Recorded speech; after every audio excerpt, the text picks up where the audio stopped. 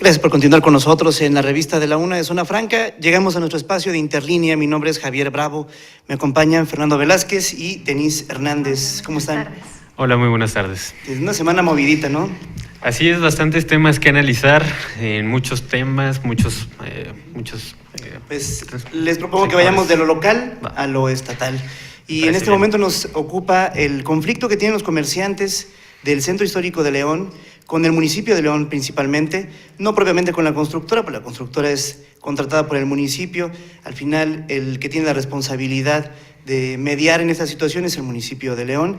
Y pues esa semana, este conflicto escaló a otro nivel, los discursos se modificaron, hubo algunos intentos, incluso unos sainetes políticos por ahí. Platícanos, Fernando. Así es, todo empezó el lunes, aunque hay que recordar que desde semanas atrás ya se habían hecho públicas estas inconformidades por parte de los comerciantes, sobre todo en dos aspectos. Uno, que no se les avisó horas antes de que iniciaran las obras, y dos, que no se habían respetado lo que precisamente señalan al director de turismo, Manuel López, el que les había ofrecido apoyos, distintas cuestiones que al final no se cumplieron. El lunes, en el marco de la fundación, de la conmemoración de la Fundación de León, se da la manifestación de comerciantes, por ahí sale personal de ayuntamiento a atenderlos. Se llevan a cabo reuniones que al final pues resultan infructuosas, pero el pasado miércoles pues ya logran de cierto modo pues acuerdos, sobre todo en el tema de las fechas, que lo que los comerciantes piden, tener una fecha precisa para que terminen las obras, pero como bien mencionas, por ahí Bárbara Botello quiso pues echarle la bolita o culpar intereses partidistas que había detrás de esta manifestación, como si los comerciantes por sí solos no tuvieran la capacidad de ir a reclamarle a su autoridad cuestiones que creen injustas, porque sobre todo le están afectando su economía, su sustento, su patrimonio. Entonces, al final, al parecer, pues ya las obras van a terminar en tiempo. Eso es lo que ha señalado Bárbara Botello, quien también, hay que señalarlo, de cierto modo ha protegido de una manera sospechosa a la empresa constructora Rincón Bajío, cuya asignación de obra pues está envuelta en cuestiones no muy claras. Una constructora que nació a raíz de una red de amigos, Denise lo sabe muy bien, en una investigación que realizaste, pues exhibió finalmente cómo se conformó esta empresa. Incluso uno de los socios que fundaron se desligó prácticamente. Hablamos de Tomás Padilla. Tomás Padilla se desliga de esta empresa luego al mes de su constitución, pero el otro socio fundador pues resulta que tiene un nexo muy estrecho con Andrés Nieto, que es Francisco Nolasco, así es, y su sociedad con Andrés Nieto, con otras empresas. Y pues bueno, esto finalmente es un contexto en el que se enmarca la contratación de esta empresa por parte del municipio. Una contratación que hasta donde sabemos pues se hizo en palabras de la alcaldesa, con una licitación pública. Es la más barata y la de mayor calidad. Pero todo esto enrarece, ¿no, Denise?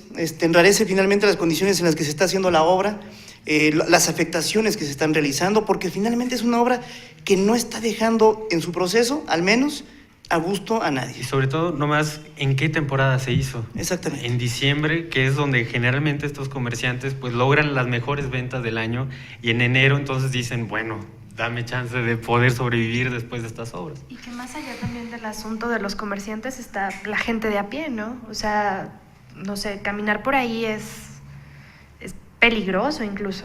Las excavaciones que realizan son más de 1 metro. Están profundas y además no tienen como una forma de cruzar de manera segura. Lo que tienen son tablas muy delgaditas y cuando pasas es como... ¿no? Precisamente a raíz de estas manifestaciones, otra cuestión que se supone ni siquiera debieron haber ocurrido las manifestaciones para que diera lugar, fueron revisiones de protección civil, precisamente para cuidar que los pasos no pongan en riesgo. Incluso el secretario del ayuntamiento, Martín Ortiz, reconocía que sí ha habido accidentes, no graves afortunadamente, pero que sí, simplemente el paso ahí, la ruta del peatón se ha vuelto más que un peligro. Y que recientemente, vía redes sociales se denunció una tolva, ¿no? Bueno, se denunció la caída de una tolva en la excavación de la misma empresa. Sí, que habla finalmente de la operatividad que tiene la empresa, muchos ya han dado en calificarla como una empresa que no tiene la capacidad suficiente, que es muy negligente. Lo que decía la Asociación de Empresarios del Centro Histórico, claro, pues es medular, ¿no? Es una empresa que está trabajando de manera desaseada sin respetar los acuerdos previos. Vamos, prácticamente cabe destacar, vamos, los trabajos de remodelación del centro histórico me parece que no son del todo desdeñables. no, claro que no. Parece que finalmente es un proyecto que beneficia finalmente a la vista. Se ha finalmente demostrado cómo estas remodelaciones en varios centros de varias ciudades del país pues contribuyen a un ambiente, primero social, mucho más agradable. Sí hay índices, hay programas en varias partes del mundo. Es un asunto probado, el hecho de reacondicionar el entorno, claro, ayuda también a inhibir algunos fenómenos sociales. Claro. Sin embargo, aquí lo criticable y lo que se le está cuestionando a la administración municipal es la planeación, la programación y la asignación de la obra. Digamos, son esas tres cuestiones principales que con un efecto colateral pues están impactando en el comerciante, finalmente el pequeño y mediano empresario que se instala en el centro histórico. Tocando en este punto de la Asociación Centro Histórico Empresarial, que es la que agremia a algunos comerciantes de esta zona, Alfredo Orozco, su vicepresidente, señalaba ayer una cuestión que me parece importante. Las autoridades se han encargado mucho de subrayar este punto de que es una obra que va a traer muchos beneficios a largo plazo, que le va a dar una nueva imagen al centro histórico. Él lo que dice es, bueno, sí está bien, va a traer mucho comercio, va a traer más visitantes, pero también está cerrando a muchos negocios. Son pequeños empresarios que van a estar luchando para mantenerse en el corto plazo. Ellos no quieren, o sea, sí quieren estos beneficios a largo plazo, pero quieren tener los mecanismos o las herramientas para poder subsistir a ese largo plazo. Entonces ahí también hay una cuestión importante donde pues el municipio no ha dado de manera clara un apoyo tangible a los comerciantes. También el director de Economía anunciaba, ¿no?, que van a estarlos apoyando con el asunto de las rentas. Se está revisando, habrá que ver cómo se va a dar. Bueno, el asunto es la delicadeza con la que están transitando las finanzas en el municipio, porque se acaba finalmente de argumentar un cierto déficit. Un déficit. No sabemos si el déficit sería dentro de un margen que ya tienes, digamos, controlado, y de pronto tienes números rojos, sino falta de recursos, ausencia de recursos. Sí, por eso el crédito. Entonces, esto se antoja difícil, ¿no? Y al menos muy apretado para subsanar, finalmente intereses privados, que no dejan de ser privados, pero en el contexto en el que lo estás haciendo, dentro de un ejercicio fiscal que tienes prácticamente muy bien etiquetado, ¿no? Prácticamente con calzador dentro de este presupuesto, la deuda y la reestructuración de la misma. Si viene otra vez lo que mencionabas tú hace un ratito, no es un gobierno que tenga planificado exactamente lo que está haciendo, sino que más bien está reaccionando ante sus propios errores. Sin embargo, bueno, también, no para defender al municipio, pero el año pasado la llegada de recursos federales, esta es una obra que en su mayoría no en su mayoría, 10 millones de pesos de los 36 millones de la federación llegaron tarde, entonces eso retrasó la ejecución y fue por eso, de manera presionada, sin planeación, se tuvo que dar. Son varias circunstancias, porque para que nos entiendan en casa, es el recurso federal que te llega está prácticamente etiquetado y tienes que ejecutarlo en la fecha, en el plazo, en el plazo que te pone la federación. Si no lo ejecutas, ese dinero se va a otro lado y se pierde. Lo tienes que regresar. Entonces, esa es parte de la delicadeza de no ayuda finalmente el accionar del municipio ante circunstancias que ya eran adversas de por sí. Efectivamente. Correcto, pues vámonos a otro municipio que también es importante señalar, nada más por ahí enmarcar, Irapuato es finalmente el municipio más importante que gobierna Acción Nacional. Si bien Bárbara Botello es presidenta de la asociación o del conglomerado de municipios gobernados por el PRI, que es la FENAM, pues bueno, Acción Nacional en Guanajuato tiene su carta con Sixto Cetina, recién nombrado vicepresidente de la ANAC, que es el conglomerado de municipios gobernados por el PAN. Claro. El contexto que vive Irapuato en este momento, lo vivimos hace unos días. Tienen problemas igual en el centro histórico, también están emprendiendo obras que están afectando al comercio. Por otro lado está el asunto de la inseguridad, varios hechos delictivos en muy poco tiempo. Y finalmente, los comuneros. Algo que se acaba de vivir es efectivamente los comuneros, ¿no? La comunidad del Carrizalito entra en un conflicto, si bien entre particulares, con un miembro connotado de la sociedad irapuatense, que es Martín Negrete, líder de la UCOPI, una organización obrera y campesina que no tenemos muy claro finalmente cuáles son sus objetivos. Entra generalmente en ese tipo de polémicas en el que tratan de apropiarse de terrenos para darle resguardo a sus agremiados, ¿no? Propiamente terrenos y viviendas, y pues esto estalla en los últimos días con un bloqueo carretero, un bloqueo en la carretera federal Irapuato-Silao propiamente, algunos lo manejaban como Irapuato-León, finalmente es Irapuato-Silao, es la ciudad que está, es el tramo del que estamos hablando, y un bloqueo muy sensible porque fue prácticamente en la noche, cuando muchos regresan de sus casas, cuando muchos están prácticamente pues ya deseando llegar a sus hogares a las 9:30 de la noche, y se realiza un bloqueo.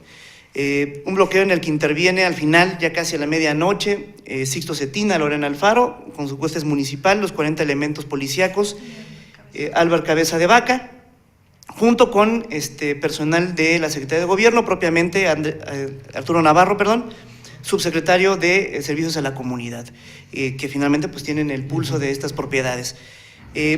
¿Cómo vieron el accionar de los gobiernos, tanto municipal como estatal, en este conflicto propiamente? Y pasamos a lo que nos toca con Sixto Cetina. Todas esta serie de factores al final desencadena. ¿Ahorita dónde está Sixto Cetina? ¿En Japón? En Japón. Una vez más demuestra que Irapuato, no sé él qué tiene en la cabeza. Lo sucedió en julio del año pasado, cuando viajó a Rusia. Lo mismo, Irapuato estaba viviendo momentos muy álgidos. Estaban el tema de las lluvias, precisamente manifestaciones, porque no veían una respuesta a la autoridad. Ahora, pese a todos estos factores, Cetina se va junto a una comitiva de otras 4 personas, si no mal recuerdo. Se va a Japón, un viaje de $500,000 para promocionar inversiones a Irapuato. Creo que es un viaje que, si le importa realmente el municipio, pudo haber pospuesto.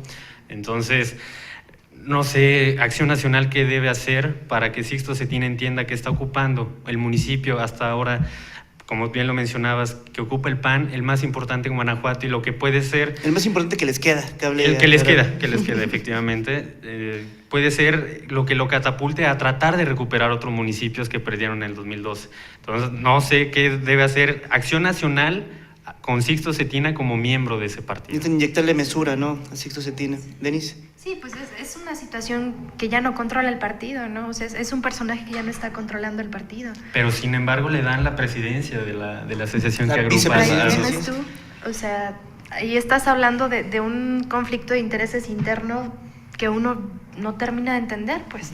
Bueno, al final, Méndez, si le dan una inyección de mesura en el PAN estatal, Sixto Cetina, cabe recalcar, trabaja, camina, opera con el respaldo de uno de los grupos que hoy están en pugna por la dirigencia nacional. Él tiene la anuencia y tiene el apoyo de Gustavo Madero, cobijado por él, fue que se le nombró vicepresidente de la ANAC. Por otro lado también está Luis Alberto Villarreal, que también está en serias polémicas.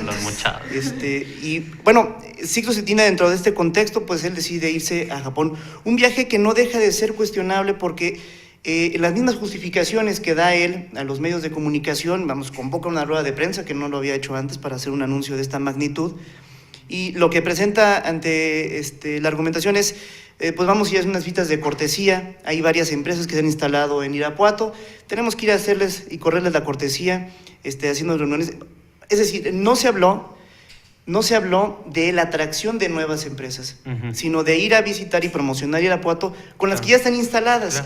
Entonces, de entrada no es una justificación que parece bastante sólida, ¿no?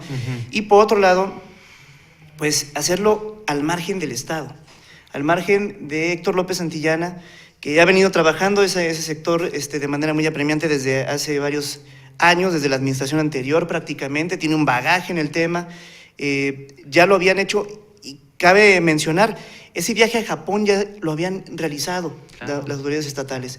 y lo hicieron con Justino Arriaga, ¿sí? Que al final de cuentas comparte ese sector. Como debe de operar, digo, el municipio no opera al margen del Estado, y si vas a promocionar o vas a hacer una visita de cortesía, lo menos es que tengas representación del Estado. Y el respaldo. Pero yo creo que más bien ahorita la cortesía debería tenerla con la gente de Irapuato, porque tampoco las cosas están así como... Porque al final esto se da, el viaje que hace Japón lo hizo ayer por la tarde, salió a la Ciudad de México para salir desde el aeropuerto internacional, lo hace horas después de tener un evento con Héctor López Santillana, precisamente en una de las empresas que están instalándose en Irapuato, y por la mañana había prometido desde el bloqueo carretero estar con los habitantes del Carrizalito, precisamente atendiendo estas cuestiones, que dentro de su justificación era: no tengo injerencia, y aparte sí estuvo el municipio, estuvo Lorena Alfaro, mi secretaria del ayuntamiento, que habla más bien de un aspecto de insensibilidad, ¿no? No sé si coincidan, pero realmente estamos perfectamente en conocimiento de que no es asunto del municipio tratar un pleito entre particulares, es un asunto jurídico, un litigio legal, pero sí un asunto de acompañamiento. Pero es que el asunto escaló más allá de un conflicto entre particulares, porque finalmente terminó afectando a más particulares que no tuvieron nada que ver, ¿no? Entonces, incluso por redes sociales se denunciaban que en el mismo bloqueo carretero estaban asaltando a la gente. Así es. ¿No? Sí, esta acción, este viaje de Sixto Cetina, creo que abona esta imagen del niño caprichudo dentro del PAN, al niño consentido, porque se da también días después de que tanto el gobernador Miguel Márquez como la alcaldesa de León, Bárbara Botello, cancelaran sus respectivos viajes a Madrid y a París. Ellos, digamos, en un ejemplo, vamos a llamarlo de mesura, por cuestiones diferentes. Uno era la influenza, el caso del gobernador, y la alcaldesa por cuestiones de agenda con la Secretaría de Hacienda. Ellos deciden, bueno, nosotros no vamos a mandar representación. Si Sixto estaba tan terco con realizar este viaje, puede mandar su representación. Él no tiene por qué ir necesariamente. Si quiere no postergar el viaje, manda representación y te quedas a atender para lo que te eligieron los irapuatenses, que es para... Uno no sabe ya entonces si es un asunto de deseo de viajar meramente, o si es un asunto de protagonismo, ¿no? Hola, aquí estoy yo también, ¿no? Al final es un collage finalmente de oportunidades, podemos decir, perdidas de Sixto Cetina, en el que pudiera mostrarse de manera distinta ante su población. No hay que dejar de lado que estos comuneros del Carrizalito ya habían asistido al municipio en busca de un acompañamiento. Claro. Vamos, no cuesta nada al municipio tener tener esa reciprocidad, porque el bloqueo no fue espontáneo, porque creo que hay que entender finalmente las reacciones sociales, ¿no? Estas manifestaciones son desesperadas. Claro que se está siguiendo un ejemplo y una inercia que es preocupante y que debe de preocupar también incluso al gobierno del estado. Estos bloqueos carreteros creo que no deben de llegar a tal grado. Son bloqueos que se derivan de conflictos que escapan de las manos en ocasiones porque no se les pone atención. Del gobierno municipal, del gobierno estatal, que en lo que buscan simplemente es un acompañamiento. Como no se les da esa atención, derivan en estos bloqueos que terminan impactando a la población y que entonces sí se vuelven injerencia del Estado y del municipio. Y ahí muestra otra vez el modo de actuar reaccionario tanto del Estado como del municipio. Bueno, en este caso sí, conflicto de particulares, pero como bien mencionas, no es de que vamos a manifestarnos como primera acción, no, o sea, primero te acercas, intentas el diálogo. Una vez que ya te das cuenta de que simplemente no te hacen caso, entonces vamos a meter presión. Entonces viene también la presión mediática y entonces cuando todo reacciona, la maquinaria se pone a trabajar. Yo creo que habría que revisar qué tan recurrentes son las llamadas de atención por parte del campo guanajuatense, ¿no? O sea, si se está haciendo una constante el asunto de los bloqueos carreteros, y no únicamente en el campo, ¿no? También veíamos, por ejemplo, en el caso de las manifestaciones en Presidencia. Si las manifestaciones ciudadanas están haciendo constantes, habría que revisar qué es lo que está pasando, porque también son indicadores, ¿no? De que hay algo que no está... Sí, sobre todo que las administraciones municipales ya van prácticamente a la mitad de su gestión. En un año que se supone ya debe de todas las promesas de campaña deben de empezar a cuajar. Entonces uno no explica este tipo de cuestiones. Bueno, pues Vamos a pasar al siguiente tema, ya a un nivel más estatal, es la cuestión de la violencia de Michoacán y sus repercusiones en Guanajuato. Hemos sacado ya una cifra, un recuento. Nuestro compañero Javier Lara hizo un recuento ya de 10 ejecuciones, al menos en 8 días. Estábamos hablando de 17, más de 25 homicidios en el inicio, en la primera quincena de enero, de los cuales al menos 17 pues tenían toda la pinta de una ejecución, claro. ¿no? Tenían, rasgos de arma de fuego, algunos estaban maniatados, tiros de gracia. De estos 17, pues ahora se suman 12. La friolera prácticamente de 30, si mal no recuerdo. Uh-huh. 30 ejecuciones, vamos, casi 30, 29, 28 podremos, pero el asunto es que en estos 15 días, 25 días que lleva el mes de enero, pues prácticamente llevamos un promedio de una ejecución diaria, ¿no? Una ejecución y media, podemos variar en las décimas, pero evidentemente algo está pasando en Guanajuato, evidentemente está impactando la violencia, al menos hay una ola que se acompaña, que se enrarece por la situación que sucede en Michoacán, en la que se habla incluso de que ya los caballeros templarios, este grupo criminal que estaba en pugna con las autodefensas, pues han tenido que salir del estado. Y el llamado efecto cucaracha se ha esparcido por diferentes estados. En principios de semana se emitió un boletín, no sé, digamos con autoridad, con cierto sesgo de no nos vamos a dejar, en el que se reúnen todos los gobernadores con el secretario de Gobernación, Miguel Osorio Chong, donde dicen vamos a blindar, y específicamente mencionaban el caso de Guanajuato. Pues, ¿qué han observado ustedes? Vamos, ¿es una repercusión evidente o es simplemente la inercia de una violencia creciente en el país? Es una repercusión evidente y voy a tocar 2 casos específicamente. El primero con el cual, digamos, se dio, o a partir del cual empezaron a suceder esta ola de crímenes de alto impacto, que fue la ejecución en el restaurante ahí en la carretera León Lagos. Una persona originaria de Apatzingán, con domicilio en León, tenía su local de calzado en Purísima, y esa es una ejecución a todas luces, nadie puede decir que es otra cosa, ¿no? Otra, en Coroneo, los 4 cuerpos encontrados en un taxi de Michoacán. Entonces el efecto cucaracha creo que ya empezó, y creo que las autoridades, si no han reaccionado de buena manera, creo que es momento de poner los focos rojos.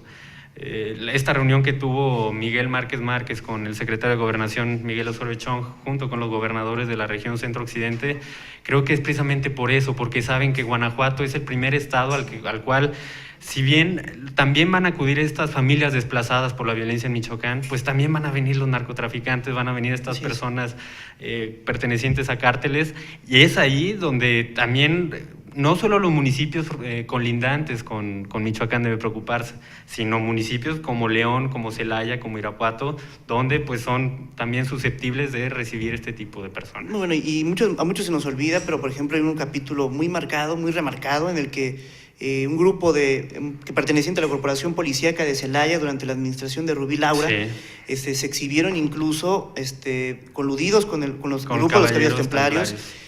Incluso hubo por ahí denuncias en las que se presentaron los famosos recibos de nómina. Era una organización hecha un esquema, digamos, pseudoempresarial a todas luces, con toda su burocracia y el recurso humano que se requería. Incluso hasta manuales, libros, literatura relacionada con este grupo criminal. Visión, misión, que bueno, al margen de todo esto, que se presta más para una revisión criminológica o criminalística de cómo actuó esta célula criminal, pues lo que deja la contundencia es que la presencia de estos grupos está en Guanajuato y estaba desde hace mucho tiempo.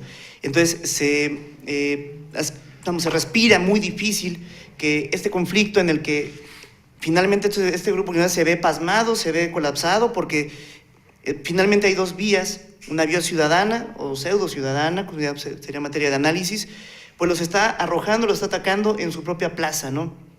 Propiamente Apatzingán tiene un papel importantísimo, claro, como la cuna de este grupo criminal. Y finalmente esto impacta, ¿no?, en Guanajuato. Una franja muy endeble, una franja sur en la que incluso culturalmente está relacionado los municipios del sur de Guanajuato con Michoacán. muchos lazos nos unen en esa parte del Estado, y estos hechos de violencia enrarecen aún más, ¿no? este fenómeno que no cesa, porque eso es creo que lo principal, lo que finalmente nos tiene a todos finalmente la atención puesta en Michoacán, que no termina finalmente de apaciguarse ese Estado, y más aún a dónde van a llegar a parar todos aquellos sobrevivientes del narcotráfico en otros estados del país, y principalmente Guanajuato, ¿no? Entonces, pues bueno, vamos a pasar al siguiente tema, ya para finalizar. El tema de la influenza, pues finalmente sigue latente, es una alerta que sigue ahí en todos nosotros. Ahora hay notas periodísticas que finalmente apuntan a un desabasto en los medicamentos, y por otro lado, la información a cuentagotas sigue por parte del gobierno federal y estatal, ¿no? ¿Qué nos puedes decir, Denise? Pues, no sé, hay una situación bastante rara, ¿no? Porque sí, se habla por parte de la autoridad de salud, las cabezas, la parte más alta de las autoridades de salud, dicen, no hay problema, esto no es 2009, estamos controlados. Hace un momento el doctor Córdoba decía, la sociedad mexicana tiene la madurez suficiente. No obstante, los rumores siguen corriendo entre los doctores, entre los sectores más bajos de la Secretaría de Salud y entre la gente, ¿no? Incluso, no sé, la semana pasada yo platicaba con algún diputado y me decía, pues es que hay que recomendarle a la gente que no vaya a lugares muy llenos de gente, ¿no? Y la feria. Sí, exacto. No, pues es un momento delicado, porque hay que recordar que el exacto. repunte de la influenza en 2009 fue durante los meses de marzo, abril, más o menos. Perfecto. Estamos hablando de que esta es época de frío, estamos hablando de que es una época sensible, al menos para León como ciudad. Se viven bastantes, o sea, si no querían conglomerados de gente, pues los hay, es la época en la que más los hay.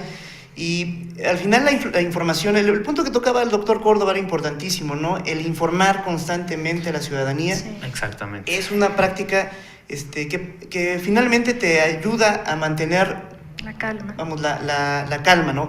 Ayuda a que finalmente se tomen las previsiones necesarias. En buena medida se inhibió el esparcimiento de este virus en 2009 porque la gente estaba alerta, porque finalmente parte del imaginario colectivo ya era el gel, el cubrebocas y el estornudar prácticamente con la parte interior del codo, ¿no? Era como algo ya que se llegó ritual para quedarse, ¿no? Entonces, esto llama la atención, ¿no? Esta reticencia con la que la autoridad está manteniendo el cerco. A principios de semana se emitió ya un comunicado de prensa, al menos me pareció sensato, inoportuno, porque finalmente se habló de una muerte, ¿no? Una muerte Sí. que se vivió aquí en León y que se está investigando si es o no por influenza. No obstante, la sospecha de la gente sigue ahí. O sea, el problema existe, como decía el doctor Córdoba, sí, hay que tener información porque con eso calmas, ¿no? El detalle es que a estas alturas, ya casi termina enero, muchas personas siguen sin saber si se tienen que vacunar, si solamente las mujeres embarazadas, los niños o las personas de la tercera edad son los que se deben de vacunar, dónde conseguir las vacunas, si todos tenemos acceso, o hay vacunas para que todos nos podamos prevenir para no contraer este virus. Y no, hasta el momento yo tampoco veo una campaña que se divulgue información respecto a esta enfermedad. Ya cualquier gripe, ya todos creen que tiene influenza, ya están poniendo el grito en el cielo. Creo que la desinformación está generando mucha incertidumbre, mucha paranoia entre los guanajuatenses. Si la Secretaría de Salud no quiere dar a conocer cuántos casos de influenza H1N1 hay, por lo menos que divulgue la información sobre el virus y cómo prevenirlo. Creo que hasta el momento no se ha hecho y todo es en base a una rumorología. Uno que se va a los hospitales ve mucha gente con mirada sospechosa, mucha gente temerosa de que pueda tener o contraer este virus. Entonces, esto es un ambiente de mucha incertidumbre. La información que llega a través de los comunicados de prensa, o sea, no hay una suerte de campaña directa para la gente. O sea, no hay spots en la radio, yo no he escuchado spots en la radio que mencionen cuáles son los cuidados que hay que tener. No hay, justamente el doctor Córdoba rescataba, ¿no? Se está saliendo, por ejemplo, en la Ciudad de México, a los lugares a los que va la gente. En el metro se está vacunando. Aquí yo tampoco he visto una campaña de vacunación en la que si uno no va al sector salud, el sector salud viene a uno, porque finalmente no es un problema, volvemos a un problema de particulares, sino es un problema que involucra, exactamente, es un problema de salud pública. Correcto. Bueno, está la información formal finalmente contra la rumorología, ¿no? Es el antídoto, yo creo que infalible para evitarlo, ¿no? La desinformación es combatida finalmente con información oficial, contundente y oportuna, ¿no? Y lo peor de todo, y bueno, es como una anécdota de que una persona cercana a mí me platicó. En un hospital público convocan a junta con los doctores o los encargados del área. Llega la persona que se encarga de tratar estos temas, ¿no? El epidemiólogo. Y bueno, todos esperaban cifras oficiales, qué reportes da la Secretaría de Salud, y resulta que las cifras que dan son en base a medios de comunicación locales.